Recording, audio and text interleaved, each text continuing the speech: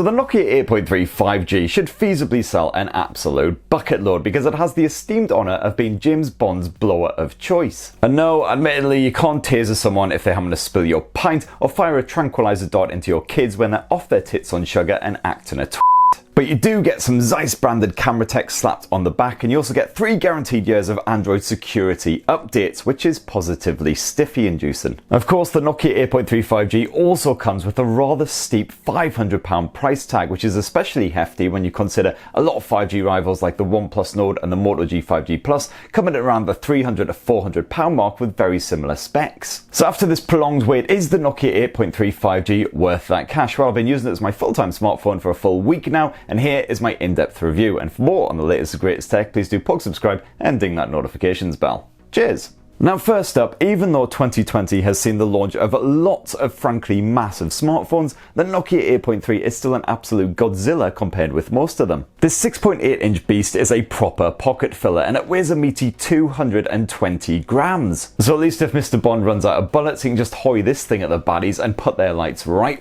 out. Thankfully, you do get a bit of one-handed help, including pulling down that notifications bar from anywhere on screen, and you can even swipe that fingerprint sensor to do the same thing. Although I've got to say that quite often, even when I just pick up the Nokia 8.3, I find myself accidentally activating that fingerprint sensor gesture and dragging down that notifications bar, and there's no way of deactivating it. Thankfully, the Nokia 8.3 5G also seems to be just as hardy as Jimmy B himself. That aluminium frame hasn't picked up any dents or nicks despite my casual abuse, while the Gorilla Glass rear is also still in pristine condition. And annoyingly, you don't get a pre-installed screen protector slapped over there on the display to help give it a little bit of extra protection, but so far again, touch wood, no nicks or scratches to speak of. And while the design of the Nokia 8.3 is rather simple and straightforward, complete with the usual obligatory Nokia branding in that chunky bottom bezel, I do like that deep blue finish which throws out some pretty patterns when the light bounces off the arse. Lovely stuff. Thankfully, I had zero issues with the edge-mounted fingerprint sensor when it came to actually unlocking the smartphone. It's definitely an improvement on the dodgy in-screen effort from the Nokia 9 PureView. And on those rare occurrences where you can't use the fingerprint sensor to actually unlock the smartphone, you've also got a face unlock option, which again works perfectly well even in quite low light conditions. On the software front, it's full Android 10 here as you'd kind of expect,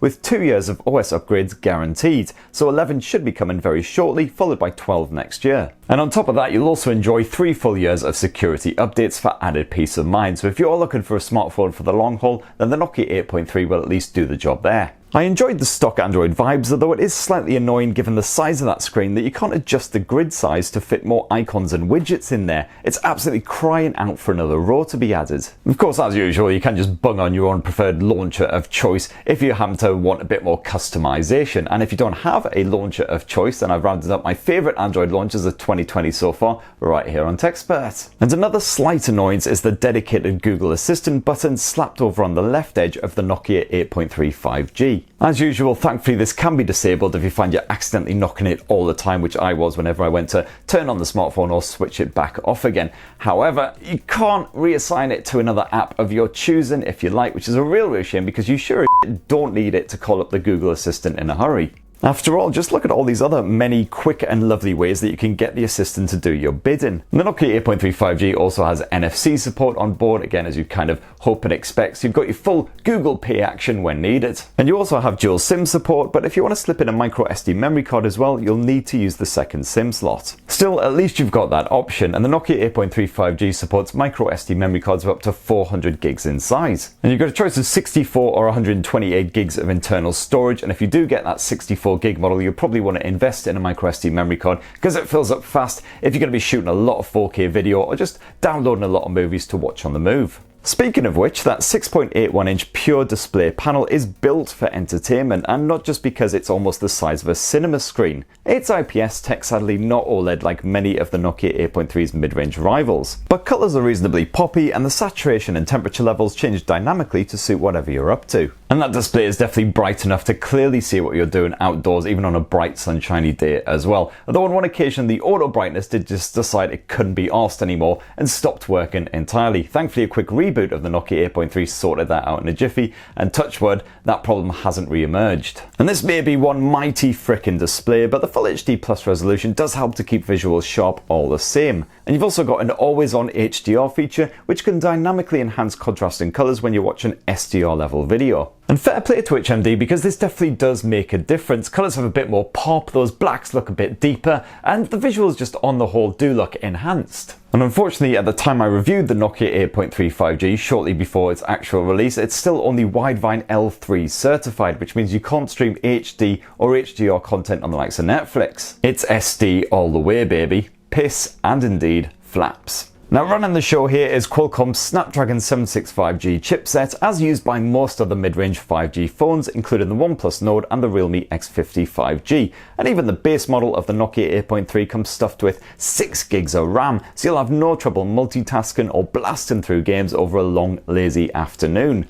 Call of Duty played with a beautifully smooth frame rate even on those highest detail levels, so I could merrily murder people that I don't even know until my thumbs eventually grew weary. You've got a 4500 mAh battery stuffed in here, and I found that I could get through even a super intensive day that was packed with tons of camera use, lots of 4K video filming, a good bit of sat-nav action, some Skyping, some zooming, all of that good stuff, and I just made it to bedtime after a very long day of all of that. If you're a lot more chilled with your Nokia 8.3, then you should be able to make it through a day and a half or even 2 full days on a single charge. As for that camera tech, well, as usual, HMD has teamed up with Zeiss for the quad lens rear setup, and the Nokia 8.3 5G sure packs in a lot of funky features, including a Cinema Pro style mode, which can make your home movies look like they were shot by Darren Aronofsky. And there are so many features and little tools and tricks to talk about that I decided to dedicate a full separate video to the Nokia 8.3 5G's camera tech, so go check out that review for all you need to know. So right, there's my full review of the Nokia 8.3 5G after using it as my personal smartphone for just over a week, and I did enjoy it in a lot of respects, despite the fact that it's absolutely freaking enormous. There are a few little quirks that do dampen my enthusiasm, and the fact that it costs £500 is a real shame as well, considering you can get the likes of the OnePlus Nord, the Moto G 5G Plus, the Realme X50 5G, all of those phones for between £300 to £400. But that's what I think anyway. What do you think? That's the important thing. Has absence made your heart grow fonder for the Nokia 8.3 in the 6 months since it was originally launched? It'd be great to hear your thoughts down in the comments below. Please do subscribe, ding that notifications bell,